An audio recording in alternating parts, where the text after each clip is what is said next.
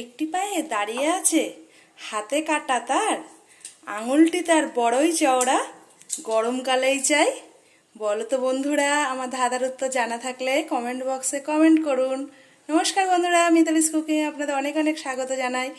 আবারও আজকে একটা চিকেনের রেসিপি নিয়ে আপনাদের সামনে চলে এসেছি। চিকেনটা আজকে প্রথমেই লেবু দিয়ে একটু একটা লেবুর অর্ধেক কেটে নিয়েছিলাম, কেটে লেবু জলে একটু চিকেনটাকে ভিজিয়ে রাখবো। 10 মিনিট পরে খুব ভালো করে ধুয়ে নেব। 10 মিনিটই ভিজিয়ে রাখবো, হাতে সময়টা কম আছে সেই জন্য 10টা মিনিটই রাখবো হাতে সময়। খুব ভালো করে এইভাবে একটু নাড়াচাড়া করে দেব। 10 মিনিট পরে চিকেনটাকে খুব ভালো করে ধুয়ে নেব। দেখুন 10 মিনিট পরে দেখাচ্ছে, জলটা দেখুন।